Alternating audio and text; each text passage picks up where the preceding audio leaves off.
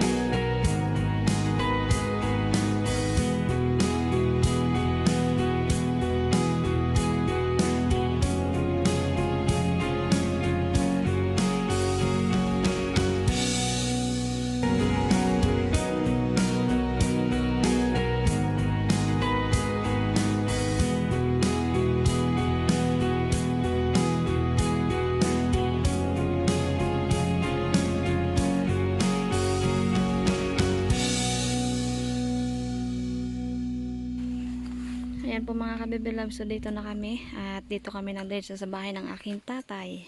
So si Nana po pala ay wala dito at nasa bundok daw, kaya dito kami nagdiretso sa bahay ng aking tatay at yung aking kapatid ay doon din daw po sila sa bundok. So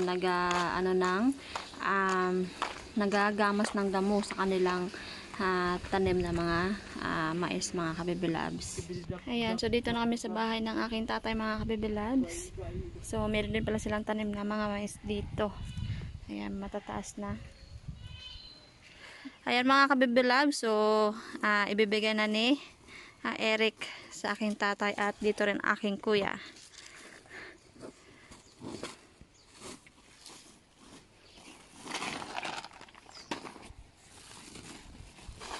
Iyan, pare-pareho lahat. Thank you. Thank you sa blessing. Na Kaya kay Kwan. Kay Isay. say kapitit. Kawi pagkwama. Diyan na. Yeah, gusto mo mag-dress? Taba si Ilay, okay bog. Okay. Ayan, so pili kayo dyan. Pili si Ilay. Kasi kung may Maraganda ma. Maganda nga Jima. Oo, ganda. Pang simba. pang simba. Pang adventist naman. Pang simba. Oo. Hindi ni ayos nila. Sayang ano, wat panlaki, puro pambayan to. Puro puro dress lang. Dakan i-like ay ka, maganda ka, laos mga school. Ayan po, bali pinipilian na ng aking kuya yung aking pamangkin ng dress at magagamit niya yan kapag sa school pag may mga event and then sa pagsamba mga kabibi loves. Ah. Dan.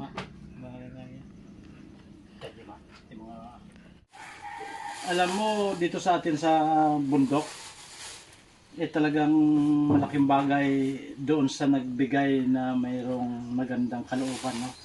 Kaya maraming salamat sa nagkaloob para sa amin dito sa bundok. Talagang mahirap, no? Walang makain, wala rin mga damit. Kaya thank you sa sponsors na nagkaloob sa amin. Isang blessing sa amin ng ating mahal na Panginoon. Maraming salamat sa nagkaloob dito sa amin ng ng pagkain at saka mga damit. At may magamit na itong aking mga anak, mga apo at saka mga misis, mga para sa pagsamba sa ating mahal na Panginoon. Thank you. Sa bigas, at iba pa na mga mga pagkain na inabot ngayong umaga. Maraming salamat. Salamat po. Thank you. Maraming salamat. Thank you. Dito kasi sa amin, may madamit, may masuot lang kami kahit medyo mga sira-sira na, talagang Okay na. nagtitirahan namin at okay na rin, no? Yung pagdating ng blessing na ito at mga damit na mga pagkain ay isang malaking tulong para sa amin na nagkaloob at nagbigay ngayong umaga. Kaya maraming salamat sa nag-sponsor at nagkaloob para sa amin. Thank you. Ayan. Maraming salamat. So ito ang patunay. Opo, talaga naman kahit pinagtitsagahan na dahil sa walang damit. Ayan po mga kababy loves, so maraming salamat po sa nag-sponsor para sa aking pamilya. Tuwang-tuwa po talaga sila. At sinana po pala mga kababy loves ay hindi sumusuot ng mga bestida or mga dress. Ang kanya ay tapis lang po mga kababy loves. So maya-maya ay uuwi na rin kami at see you ulit doon sa bahay. So bye-bye mga kababy loves. Bali, nandito na kami ngayon sa bahay mga kabibi loves at dito ulit ako ngayon sa aking garden. So tayo po ay kukuha ng ating magugulay or uulamin natin ngayong tanghalian kasi hindi pa po kami nakakain ng tanghalian. So ngayon po ay kukuha tayo ng talbos ng kalabasa kasi yung aking tinanim na kalabasa ay hindi pa po bumubunga mga kabibi loves. So matagal na yan. Matagal ko na siyang tinanim at nakita nyo na rin nung nakaraang video. Kaso, puro lang siya bulaklak mga kabibi loves. Kaya ngayon po ay try natin tanggalan ng talbos. Kasi yun ang sabi sa akin ni Ate Mary na tatanggalin ko daw yung talbos ng kalabasa para daw magabunga yung ating kalabasa. So, shoutout po ulit kay Sir Valman Lapas from Bataan. At sa mga taga Arizona, so shoutout din po dyan. Ingat po kayo at God bless po. At from sa Saudi Arabia din po, ingat po kayo dyan. Ayan na mga kabibi love, so nakakuha na tayo. Ihalo ko doon sa isda na tulingan. Ayan, so para may pang-ulam lang kami ngayong tanghalian ni Eric. So ngayon po ay magpapainit na tayo ng mantika para sa ating piniritong isda na tulingan.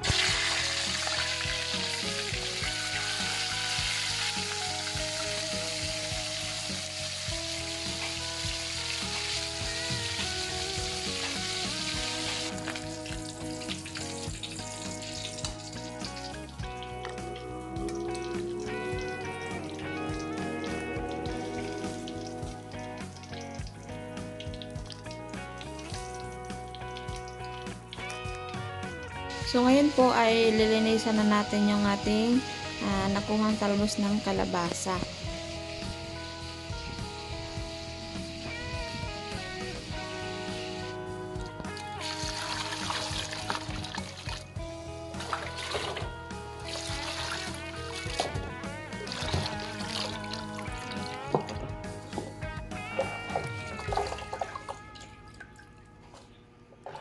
So ngayon po ay ilalagay ko na rin yung huling gata.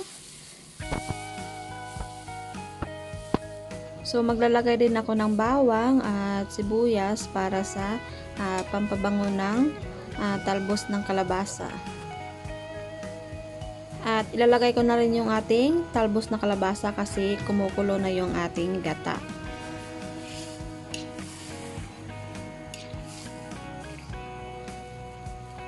At yung bulaklak ng kalabasa.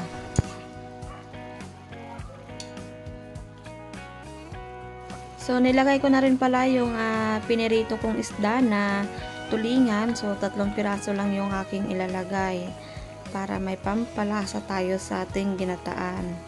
And then, ilalagay ko na rin pala yung unang gata mga kabibilab. So, maya-maya ay luto na yan.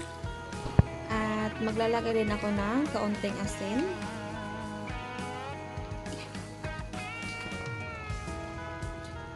At patis mga kabibilabs.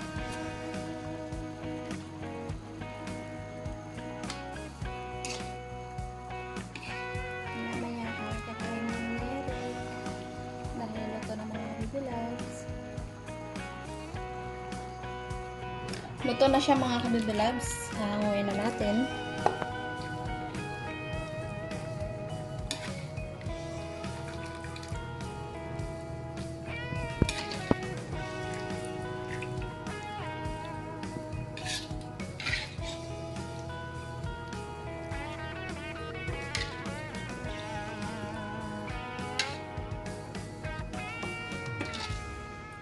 Mga kabibilabs, so now po ay kakain na kami ni Eric dahil dalawa lang kami at kakain na tayo. Pray muna. Amen.